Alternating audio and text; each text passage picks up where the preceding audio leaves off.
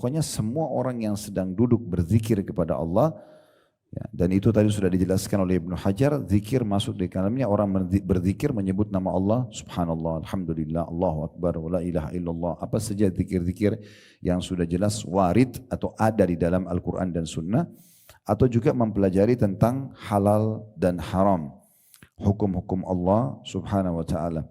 Maka itu pasti akan dihadiri oleh malaikat-malaikat ini. Kita tidak nampak, tidak lihat mereka, tapi kita meyakini sebagai rukun iman kita mereka ada dan mereka memang tugasnya untuk itu. Pelajaran ketiga, bahwasanya Allah subhanahu wa ta'ala itu akan menilai semua perbuatan hamba-hambanya dan Allah subhanahu wa ta'ala akan memberikan balasan secara langsung. Ya, sebagaimana di sini ditanyakan oleh Allah, mereka lagi apa? Mereka lagi mengingatmu ya Allah. Apakah mereka pernah melihatku? Belum. Tapi bagaimana kalau mereka melihatku?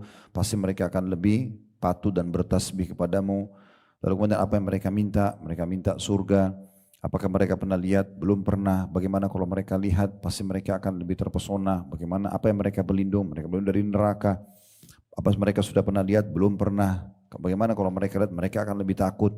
Dan seterusnya. Karena itu Allah subhanahu wa ta'ala langsung membalas mengatakan, saksikanlah wahai para malaikatku kalau aku mengampuni mereka karena itu.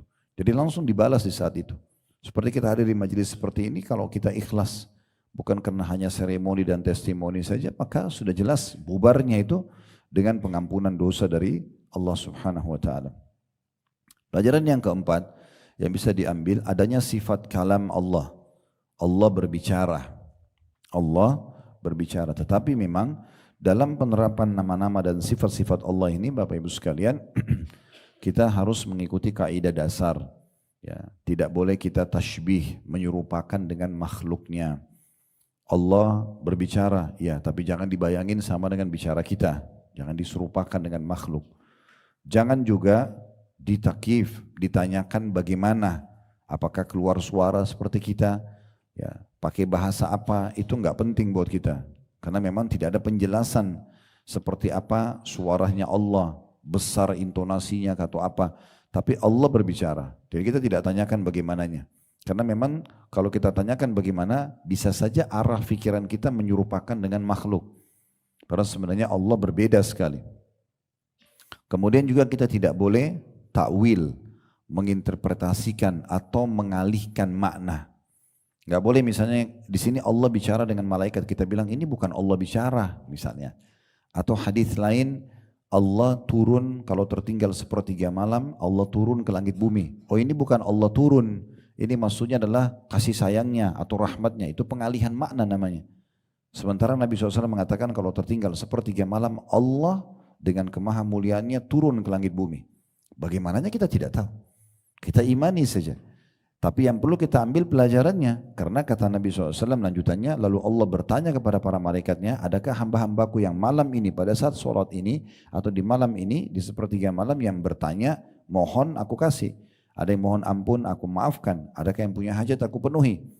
Yang kita perlu adalah bagaimana interaksi kita sama Allah, bukan bagaimana kita menjabarkan atau mengalihkan makna daripada Allah turun itu. Seperti misalnya ayat Al-Quran, yadullahi fauqa aidihim, tangan Allah berada di atas tangan-tangan mereka. Dalam ayat lain, tajri bi ayunina, semua berjalan sesuai dengan pengawasan mata-mata kami, kan gitu. Berarti ini ada penyebutan gitu kan.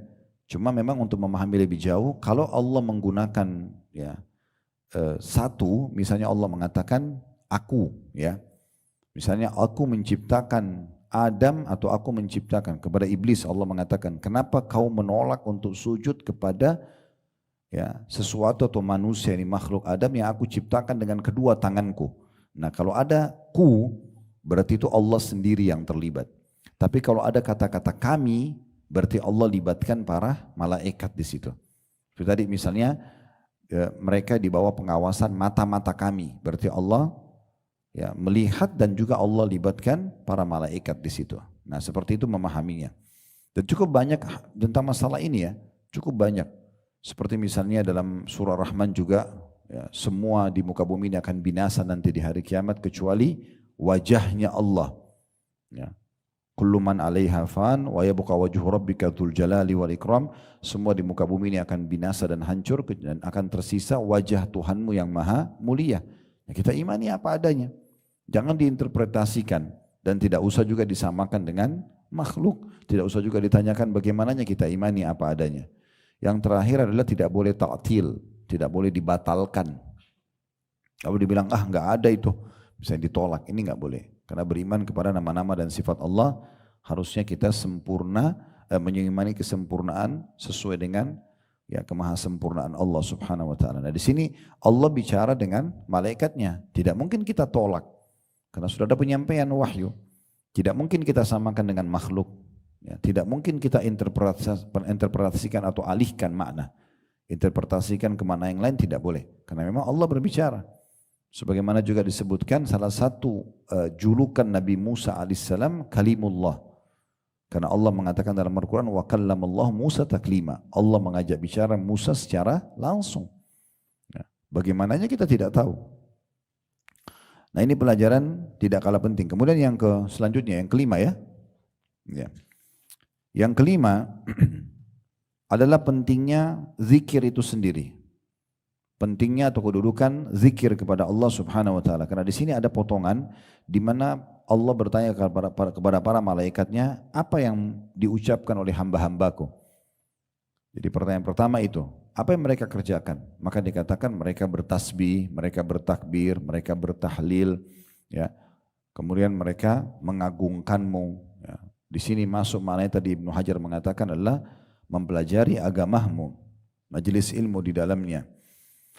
Maka dengan itu dalam riwayat lain dikatakan mereka memohon surga. Ada riwayat akhir riwayat ini mengatakan mereka memohon surga, mereka berlindung dari neraka. Berarti kan apa saja yang bisa mengingat kepada Allah ini itu punya kedudukan tersendiri. Karena perbuatan-perbuatan inilah yang menyebabkan Allah memberikan pengampunan dosa nanti terakhirnya. Selanjutnya yang keenam adalah pentingnya seseorang itu selalu memohon agar ya masuk ke dalam surga. Memohon agar masuk ke dalam surga. Jadikan sebagai rutinitas doa kita dalam keseharian, mohon agar kita termasuk ahli surga. Jadikan begitu. Jadi ucapan ya Allah masukkan aku dalam surga. Dalam sebuah riwayat siapa yang memohon kepada Allah surga 3 kali dalam sehari atau 7 kali dalam riwayat lain, maka surga akan merespon sambil mengatakan ya Allah sesungguhnya hambamu fulan memohon agar masuk ke dalamku, maka masukkanlah ia ke dalamku. Kemudian poin selanjutnya yang keberapa? Yang ketujuh, pentingnya seseorang berlindung dari api neraka.